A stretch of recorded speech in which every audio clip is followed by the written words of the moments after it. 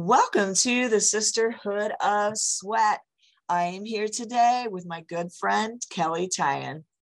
Kelley Tyan is a master transformation coach for women in faith, fitness, and mindset. She is a 4-time national bikini champion, breast cancer survivor, podcast host of Addicted to the Climb, and author of her new book, also called Addicted to the Climb, and proud wife and mother of her 2 children. Kelley has been blessed to be featured on ABC, Natural Muscle Magazine, Oxygen, and many other local publications for her work of empowering and inspiring women to live healthy and fit lives. Kelley's passion to transform one woman's life a day has been ongoing from the start. She believes that having a strong faith can lead to a strong mind and body. She also knows that success lies in numbers, and being part of a strong community can be the key. Kelley is continuously committed to empowering women through her accountability coaching programs. And her greatest advice is to never stop climbing, because every climb you take will make you stronger for the next one. Today, we talked about body shaming, which comes from other people, society, and it can come from yourself. We talked about the journey of competition and some of the things women face when they may enter a competition of sorts. We talked about comparison, comparing ourselves to others, and why you need to stop doing that, as well as self-deprecating talk, the talk that many of us have when we look in the mirror, or when perhaps we're wearing something that we don't feel like we look good in, or we look at a picture of ourselves. So today was all about helping women to stop picking themselves apart and embracing who God created you to be. And Kelley's community is faith-based, and we are really good friends. This was such a good conversation. It's one, like, we both are coaches. We both work in the health and fitness industry for years. And so it's a conversation I think that most women have only with themselves, but it's awesome to just bring it out into the light and expose some of the darkest thoughts you may be having, and learn how to rechannel those into embracing and loving yourself 100%. So without further ado, we're going to dive into this episode with Kelley. Make sure to get her book. It's just out, Addicted to the Climb, and it's faith-based. Well, we're back today for another show with Kelley Tyan. I am so excited to welcome you again for another episode on Sisterhood of Sweat. I am so excited to be here. It's always a beautiful conversation, Linda. Thank you for having me. Well, we had a show yesterday for Kelley's podcast, Addicted to the Climb, which I think is a fabulous title. And we were just going strong. So we're back today for round 2, and this promises to be a treat.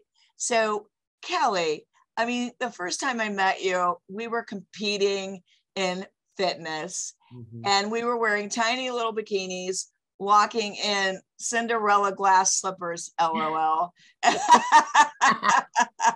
Oh my, when you say it like that, ooh. 5-inch heels. And that, that was quite a feat in itself. But sure was. I just really want to get into the nitty gritty of your story for everyone today.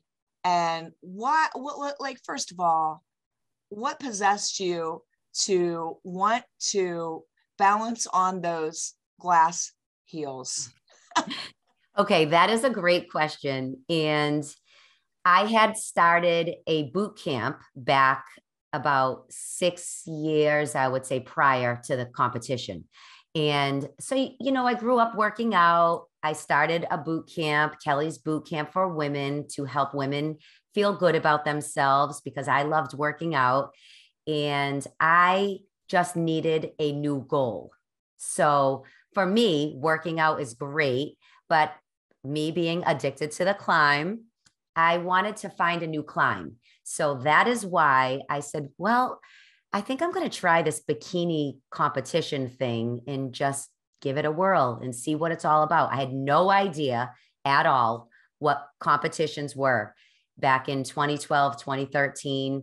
I really didn't know anybody that competed, but I knew I wanted to push my limits in my fitness, in my body, in my strength. I wanted to see if I really could commit to a 12 to 16 week program with a coach because I'd never done it before.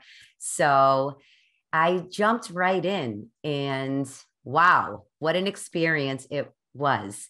I learned so much about myself. I learned that I had more discipline than I thought I did. Because as you know, Linda, I mean, it's not just getting up in a bikini at all. Like that's the end result, but the hard work it took week after week, tier after tier, when people are eating things that aren't on your plan and you can't have them. But I learned about my own commitment level and how far I could take it and really what I'm capable of. So although it was I would never do it again. Okay. Let me be clear. I don't want to do that ever again, but I learned a lot along the way about myself and what I will tolerate in my thoughts about my body, the whole 9 yards. So we can jump into any area you want, but that is the reason why. Before we start turning it that way, because we're really going to go in today, you guys, stay tuned to body shaming, comparison, feeling crappy about, the way that you look and realizing that Kelly's going to flip that all on its head today so that you can see that it is really all about your self-talk and what's going on in your mind and about embracing and accepting yourself and realizing you're already worthy. And so I just want to ask you the good, the bad, and the ugly about competing. Be like a truth teller today. Oh, all right. Put me on the spot. Well, the good was really what I said, learning. I made a commitment to myself and I followed through. That is an amazing thing because making a commitment in your fitness is a very hard thing. I mean, let's be real. When you start a diet plan, I mean, how many times have we fallen off a diet plan, a new program? We try so hard and yet we fail and then we fall off. So the good part was learning that when I made a commitment, I followed through. So I was very proud of myself in that way. I stayed dedicated to the mission, which was to get to that stage, no matter what I had to do. And that's the good part about it. So the bad was along the way, yes, comparing myself. I would look at the other girls in my group or when I went to practice my posing. I remember the first 2 times I went with this group of women, I went in the back and cried because I was like, I don't look like them. I don't think my body will ever look like them. And I did. I bawled my eyes out because I was so conscious of my own body. Yeah. And, I don't know if you ever felt like that, but it was almost, you're with all these girls in a bikini with the heels on and practicing your walk and not knowing if you're good enough. So that was things I struggled with. And then take it to stage day. When you compete, you dial it down, especially the week of the show. Your water majorly, your body's almost dehydrated. Right. So you're showing. That's how I ripped my hamstring for sure. Yes, exactly. And so you're showing every striation, like your skin is just layered on top of muscle. And so it only lasts for that one day. And the minute I came off stage the next day, I remember the first time I competed, I think within the first 9 days, I gained 12 pounds, 12, like from stage day. And that turned into a whole entire whirlwind of just crying and what am I going to do? I don't look like I looked on the stage. I couldn't see I really just kept telling myself I was fat because I didn't look the way I did on that stage day. And so it was really a scary moment for me. But I ended up signing up for another show. I did 4 shows total because I was chasing that body. Really. Yeah, right. I was. Now, let me just say this too. I loved, again, the competition part of it. Course. Meaning, Yes. it was so much fun and committing to the goal. It's good to have a goal. Yeah, it drives you. It drives me. So I did it. I signed up again because it drove me. I wanted to keep going. I was chasing another goal. Well, what now can my body do? How much stronger can I be in this competition? I wonder if my deadlift will be heavier this time around. So that's why I did it 3 more times, but I had the same aftermath effects at in all 4 of those times. And I secretly hid it. I kept it to myself. And I made the final decision that I didn't want to do it anymore. I struggled for a while, a while after that last show. It was really, really hard for me to see my body in the mirror. And you can relate. So I had to find a new way. It just took a lot of deep inner work that I didn't really talk about it to many people at that time. I wish I had a podcast back then. I could have vented on the podcast, but therapy, talk therapy. I talk therapy to myself with my microphone, but I didn't. And I really didn't talk to many people about it because I thought it was just me. I thought I was just having a hard time and I didn't know what to eat half the time. I was chasing that stage body that was so unrealistic.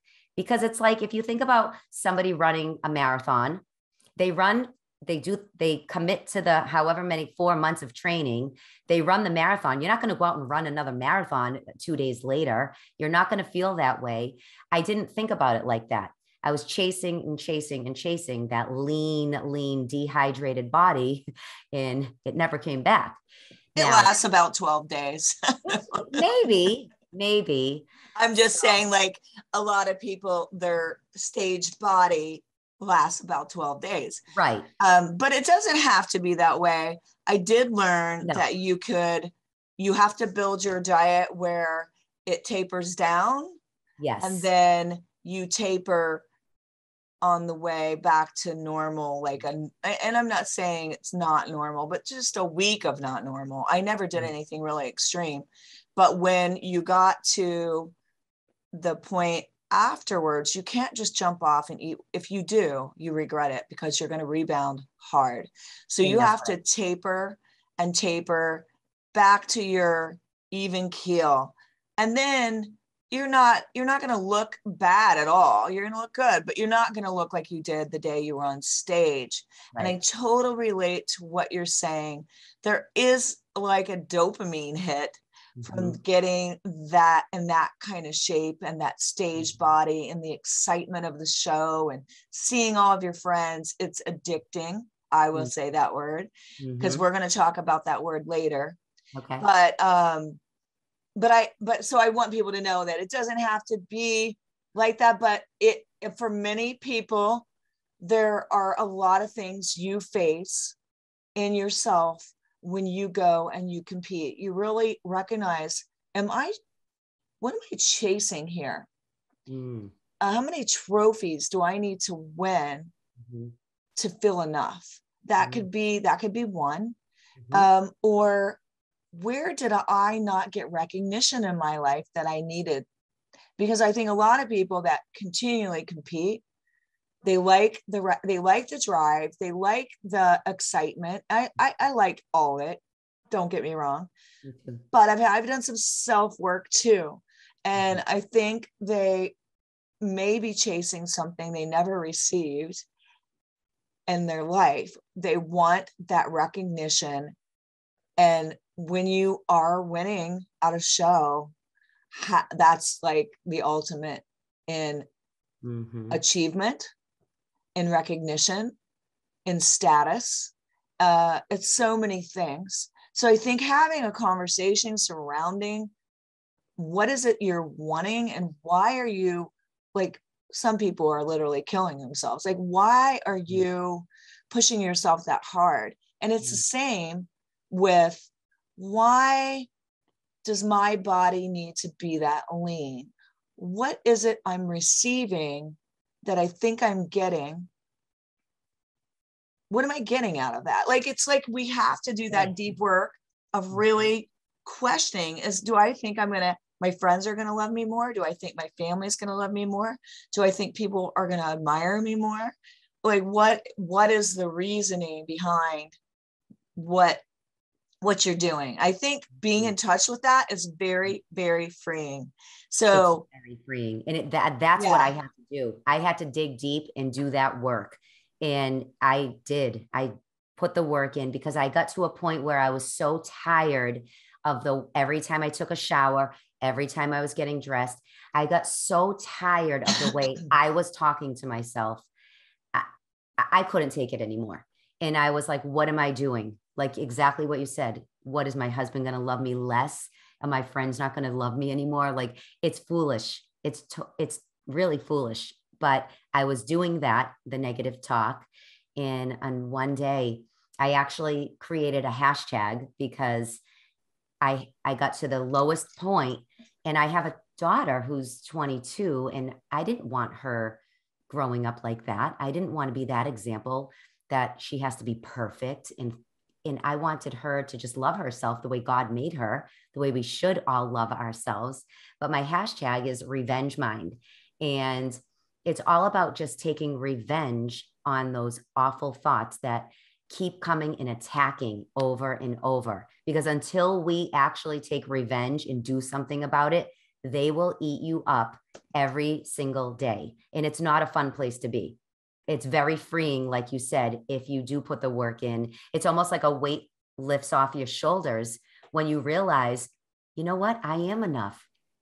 So for me, I'm very faithful and spiritual. I'm a Christian, and I really found that my identity is in Christ and not in anything else. And that's all I needed to know. It was like light went on, and I was like, okay, I'm going to be okay. No matter if I skip a workout or maybe two, and my body changes a little bit, I am getting older, and that's okay. I still want to be strong in my body. I still work out. I'm going to work out hard, and I'm going to take good care of it. But I don't ever have to go back to feeling I have to look a certain way. I'm all done. Well, there's a lot of pressure. There's a lot of pressure in society to look a certain way, to be that girl, to be accepted. And you could get in that whole spiral also of perfectionism. So maybe you knew your family loved you, you knew your friends loved you, but you weren't accepting yourself because you weren't perfect enough. And I think we can all fall into that as well, like that whole perfectionism syndrome, and not cutting ourselves any kind of slack, like we're little mini fitness robots or something. True. I know. Yes. It is. Yeah.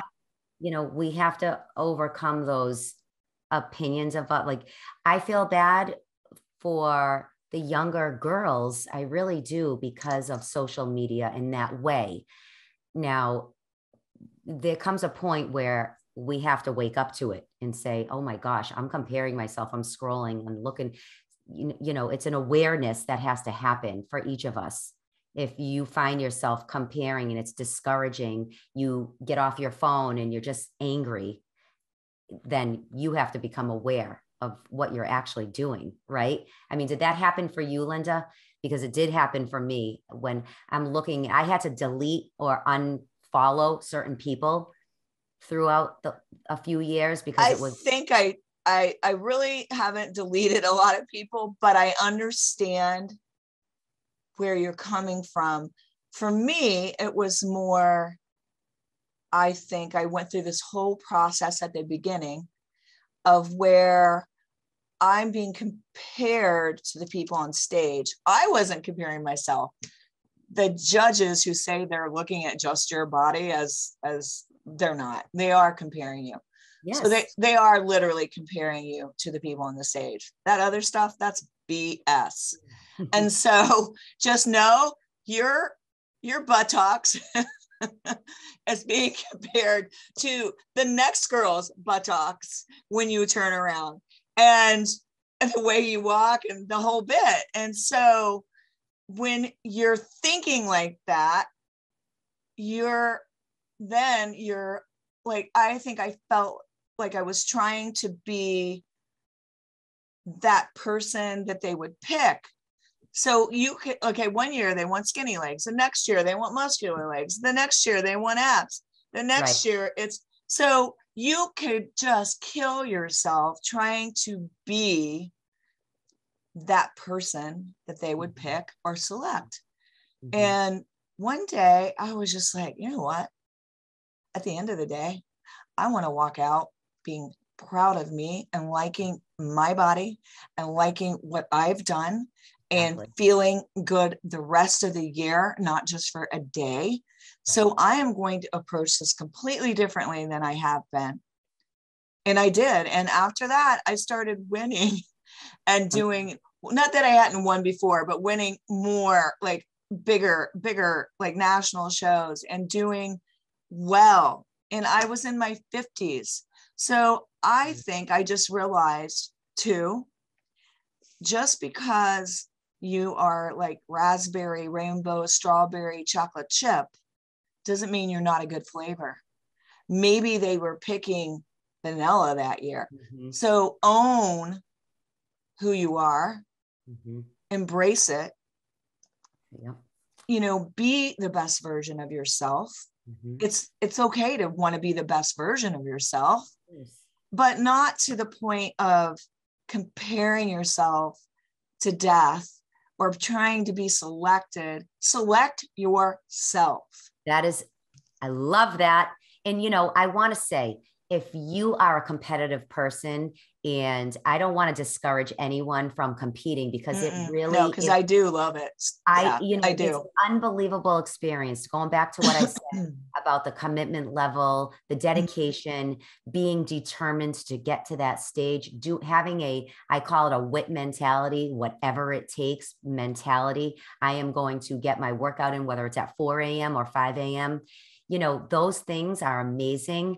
I definitely don't want to discourage, but what happened to me was just something I had to deal with myself, and I was in the wrong headspace after. So competition is fine if you go in loving yourself and being proud of your own journey. The journey is going to be amazing, getting yourself the 12 to 16 weeks. Again, that all goes to, I think, pushing yourself and going after goals, it takes you there, but it also teaches you so much about yourself, because all of those things, they were already there. Mm-hmm. It just exposed them.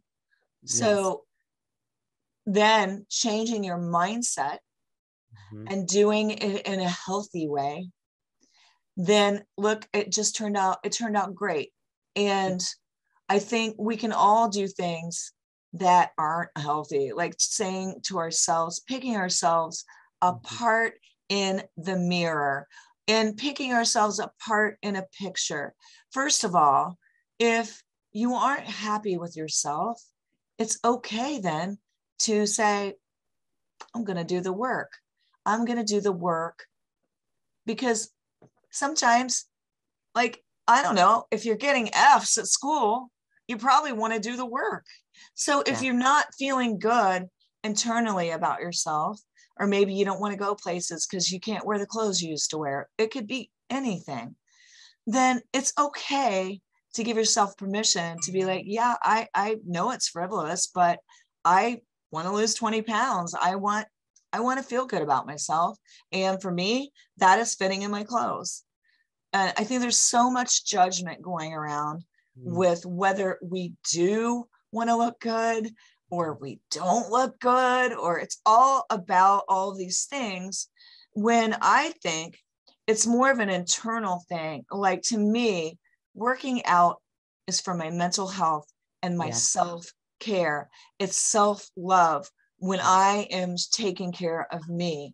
Now, when you're beating yourself up in the mirror, what is that all about, Kelley? And talk to us a little bit about that, and how can women change that narrative in their mind and the story they're telling themselves? I mean, it just takes deep work. It's sitting with yourself alone and asking yourself, why am I doing this? Is it, that why? We spoke about it yesterday, getting deep into why are you tearing yourself apart? And like you said, if you're not happy, we have the power and the choice to make our decisions every day about what goes in our mouth, how we want to feel. If you're not feeling good, then really dig deep. Why aren't you feeling good? Are you feeding yourself over and over foods that just aren't making you feel good? So there comes a point where you have to put your big girl pants on and do the right thing, and no more excuses. I mean, there comes a time where if you're miserable, if you're tearing yourself apart, if you don't like the way you look, it's time to take action.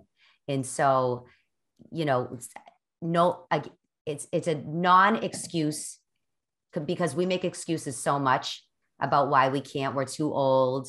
We're way too overweight. I could never go to the gym. I'm too intimidated.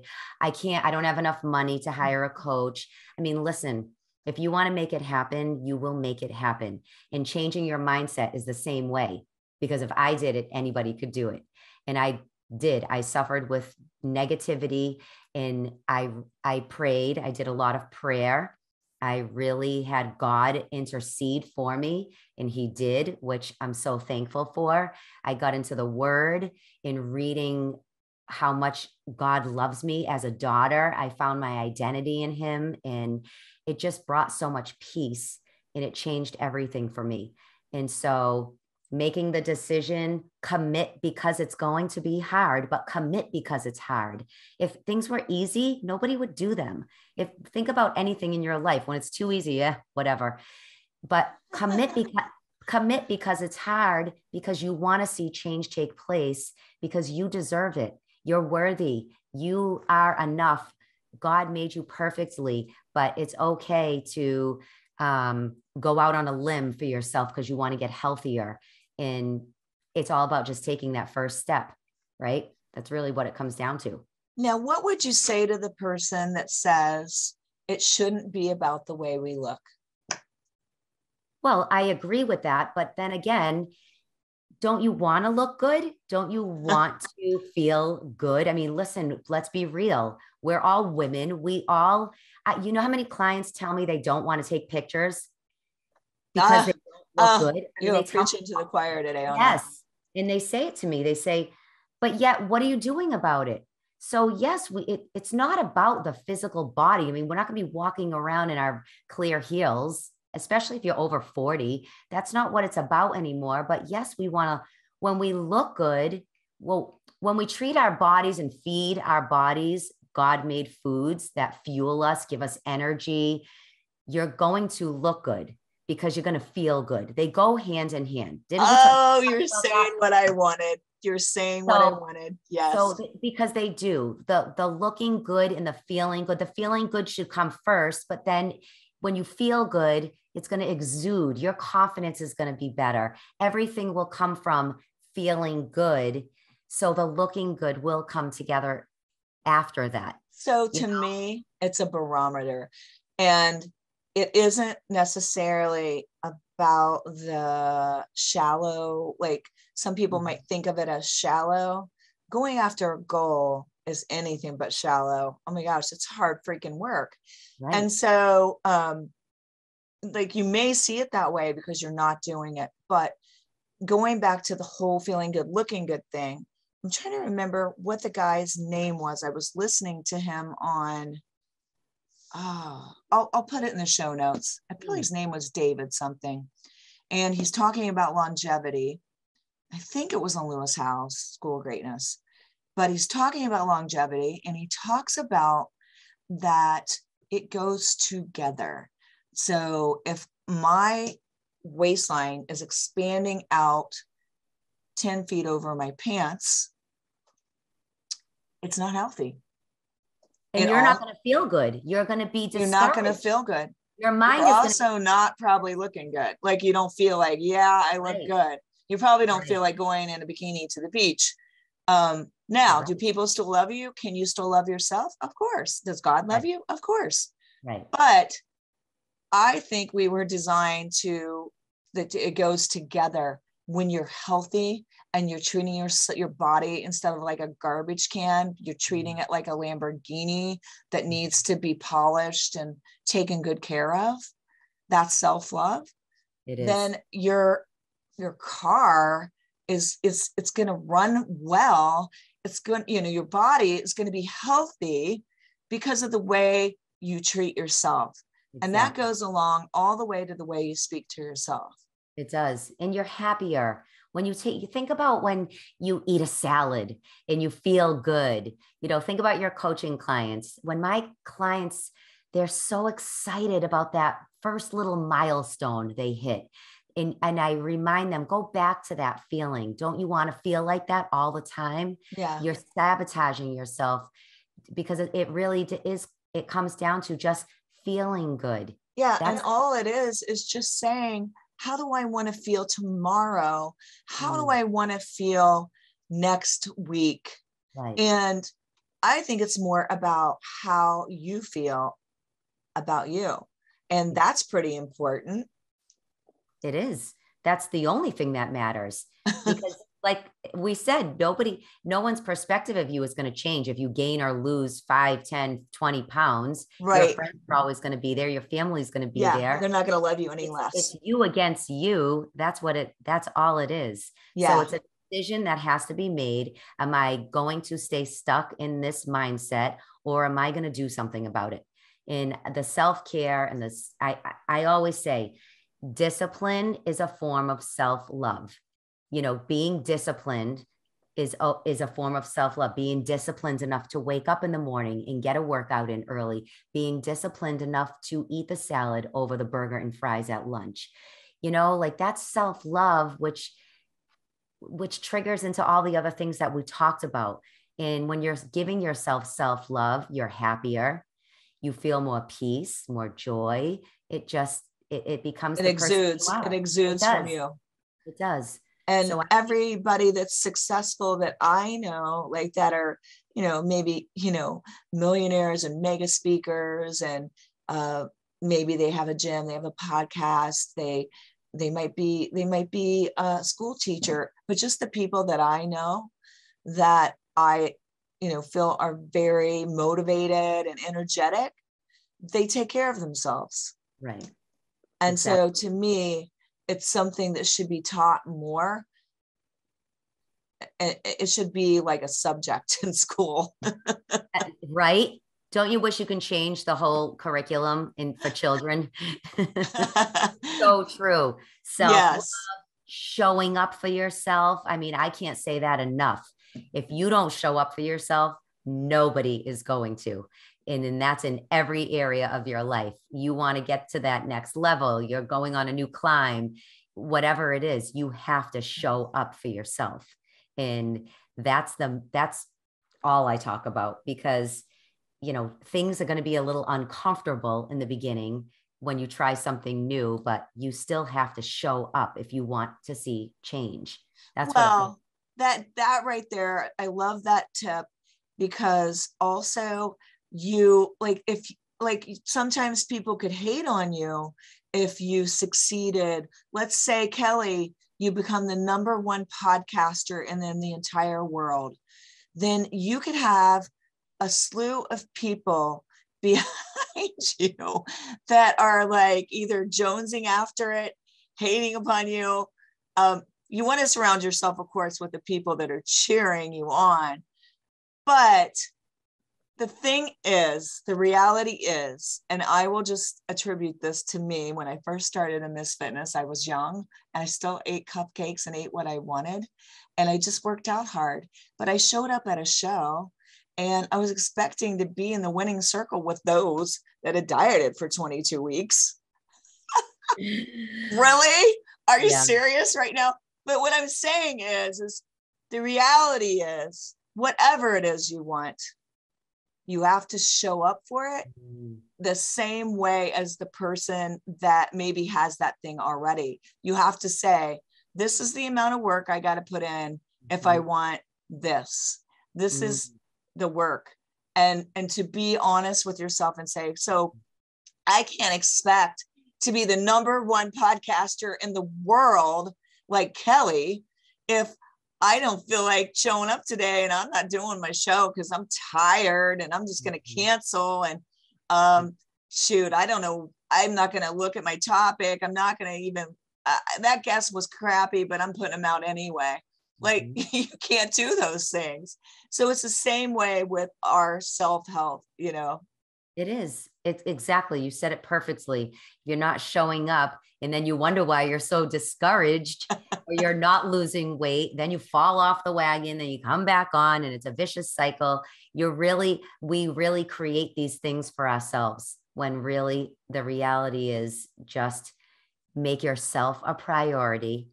That's number one. Self-love, discipline, and it takes work. It takes practicing doing those things. They don't just happen once, twice in a week.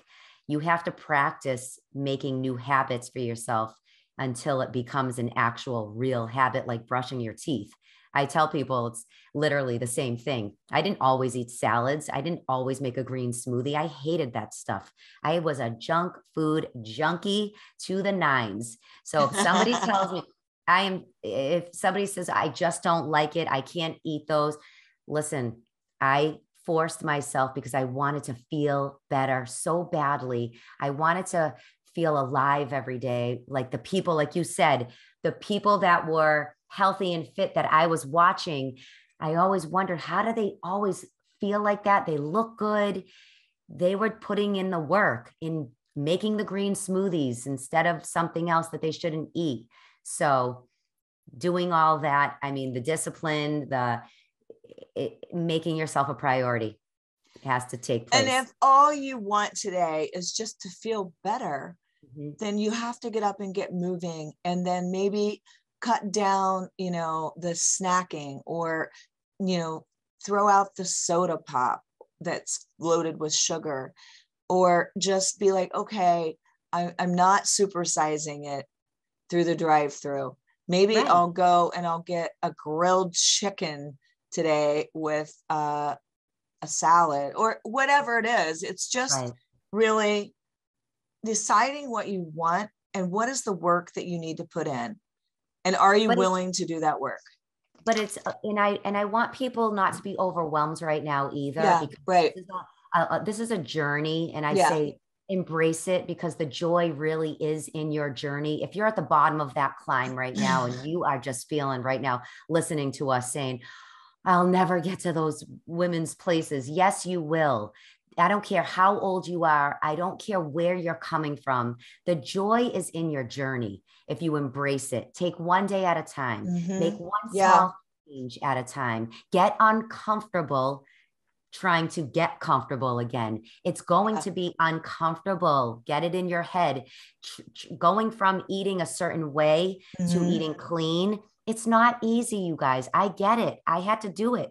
And I am here today telling you that if I can do it, I did it one step at a time.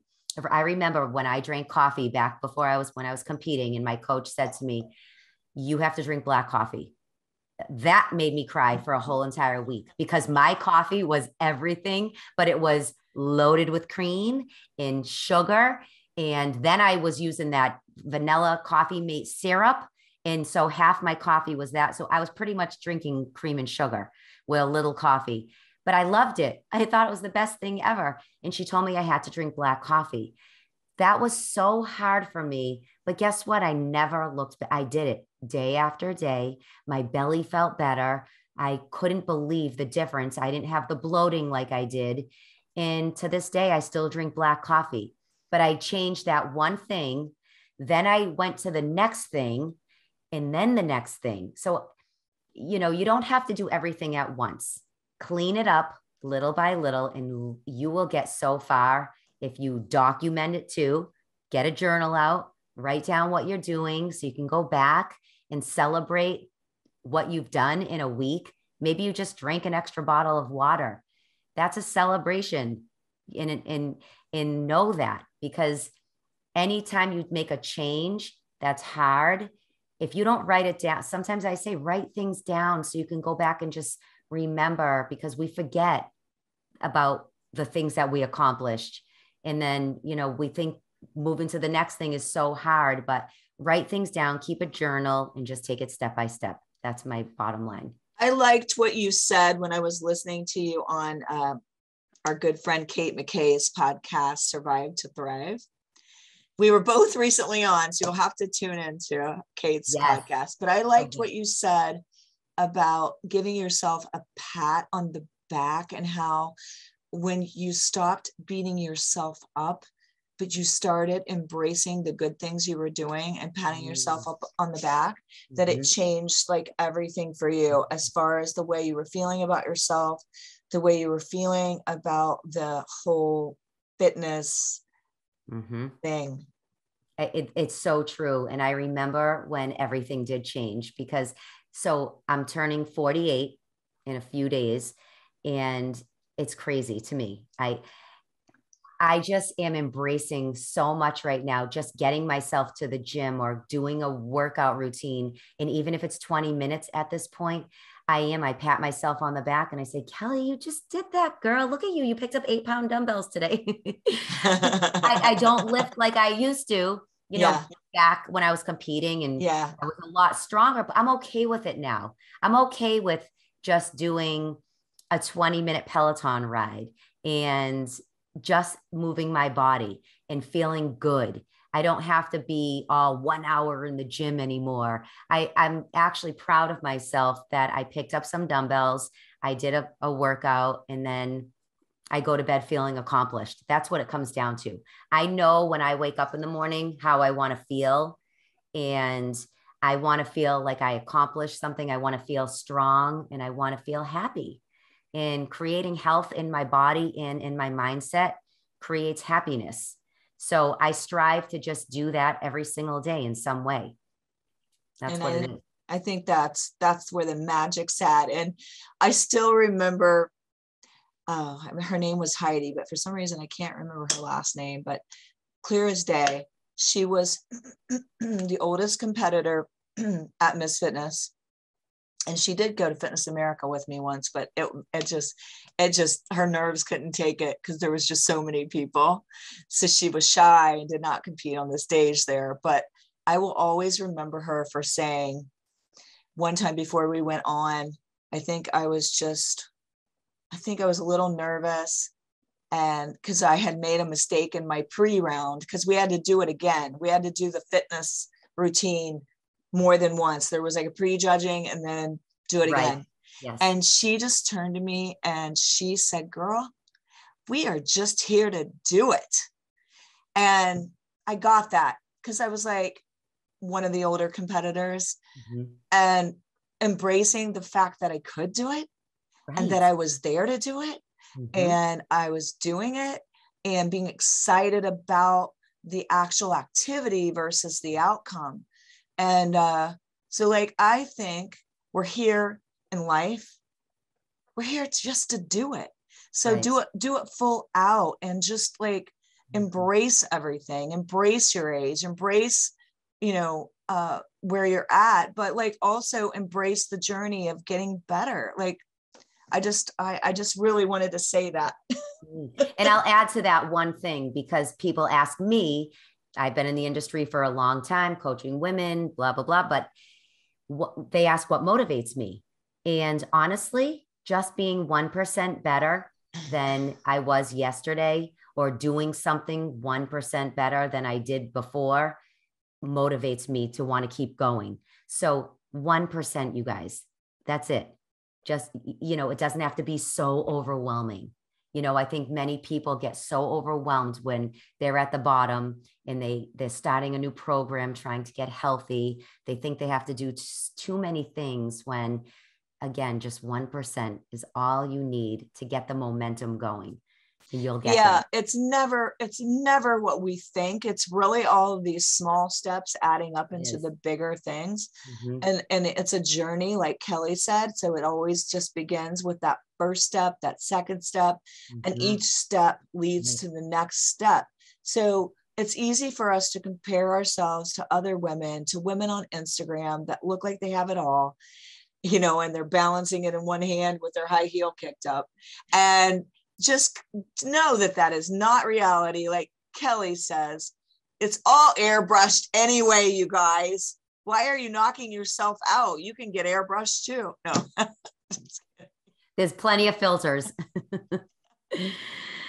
I'm not going to lie. I do use them at times and my husband yells at me. I mean, it's being real, right? But I do want to say that we can look at others and compare ourselves and not see. It's like your glasses are on your head and you're looking for them. Like, look at your own strengths. Yes. Because you have plenty of them, and focus on your own paper and realize you can achieve anything you want to. Mm-hmm. If you want to achieve it, right? Yes. So talk about that with us, the climb. Tell us, what does that mean? How did you come up with that? So along my journey in my health and fitness, because that's me, I realized that, well, first, how I came up with it was I heard a podcast and somebody said, everybody's addicted to something. And I'll never forget it because I shut the podcast off at that moment. And I thought to myself, I don't have an addictive personality. I am not addicted to anything. And I was really racking my brain saying, I can't believe this woman just said that. Like, we're not all addicts to something. And yet that night, it woke me up because I'll never forget it. And I'm like, I'm addicted to getting to that next level. I always have, since I was a little girl, I always went out on a limb. I always wanted to try something new. And Addicted to the Climb was just the perfect title. I started a podcast first, and I wanted to talk to other people about their addiction to the climb. Like, why do you want to get better? Why do you keep climbing to the next level? How do you do it? How do you overcome struggles? So that's what Addicted to the Climb is all about. It's really just, we're going to have setbacks. Life is a climb, right? Life is a climb. We're always going to have struggles, setbacks, death is going to happen, fears, but in order to keep rising in past those things, we have to stay climbing, or else we're going to go backwards. And so that's what Addicted to the Climb is all about. I wrote my book, and I shared 30 of my personal stories, talking about how I stayed on the climb through these personal stories, things I've been through, and how other people can do the same thing. It's really to give people courage, hope, and strength to just keep on climbing. That's what it's about. And Kelley is a breast cancer survivor. Mm-hmm. And she, she's been through things. She lost her mother not that long ago, and that was her best, dearest friend.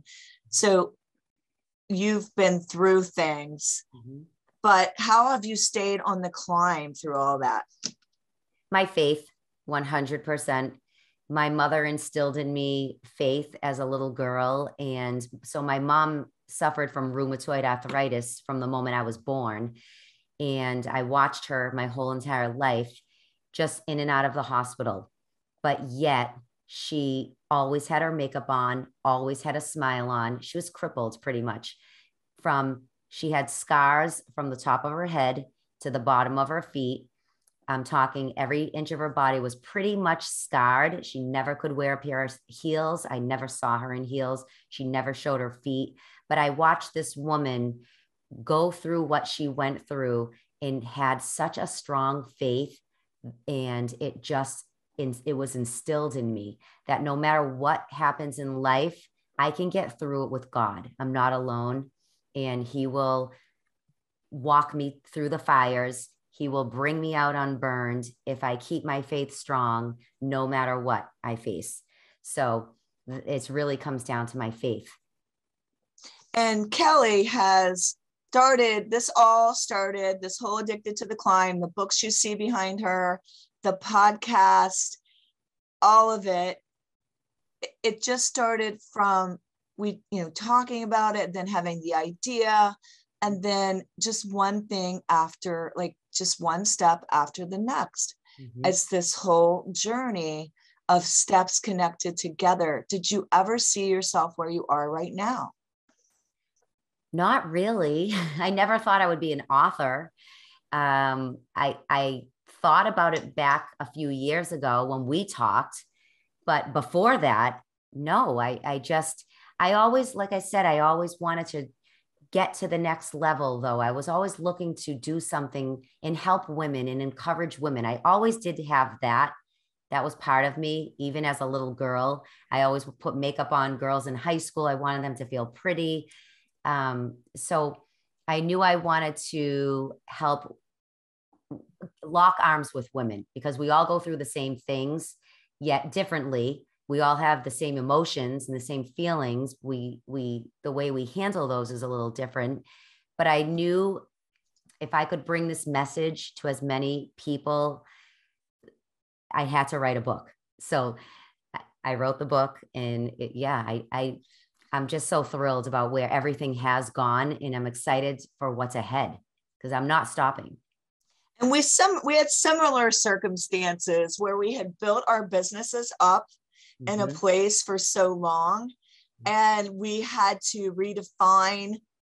But see, when some bad things happen, it just means something better is on its way, don't you think?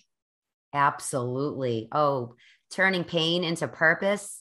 If somebody's in the struggle right now, know that when you get to that other side, because you will, if you keep climbing this so much, you might be able to share your story with someone to encourage them. There's always purpose behind pain. And yes, I mean, I totally agree with that. Strength in the struggle. I mean, the whole thing, it's amazing what comes out if you keep climbing and hanging on. Sometimes we would stay just doing the same old thing. If a circumstance didn't become unbearable, something didn't change, someone didn't do us wrong, we would stay. And God always has more for us than we realize. So today, when you're thinking about this podcast, just realize that you haven't yet reached the top of your climb. Exactly. And you know what? You might never, the journey, the joy is in the journey. Embrace what you're doing and know that life is a climb until the day we are underground. It's a climb. So you're either on, commit, dedicate yourself in whatever you're working towards, and just keep showing up. That's all you can do, because it is. We're always making a decision. Like, we may think that no decision is not a decision, but like, you're either making a decision to move forward in life, right, stay where you are, or go backwards. Like, whatever you do, even a non-decision is a decision. So why not go fully for it, is what I would say, and go all out on your climb to the top. And I have so enjoyed everything you've brought today, Kelley. This was a highlight of the week, having this conversation for women that may be struggling with some of these things we were talking about. What would you say you want all women out there to know about themselves?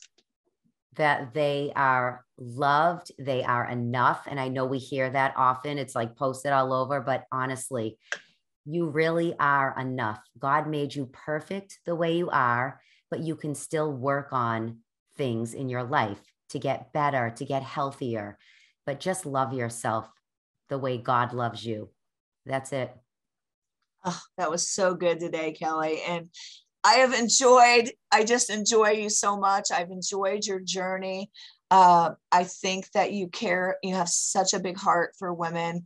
And I just feel completely in alignment with you and in sync today. So thank you so much for coming on the podcast today. Thank you so much. I enjoyed this conversation so much, Linda, and I appreciate you and all the work you're doing. And thanks everybody for listening to this episode of the Sisterhood of Sweat. Bye, everybody. Bye.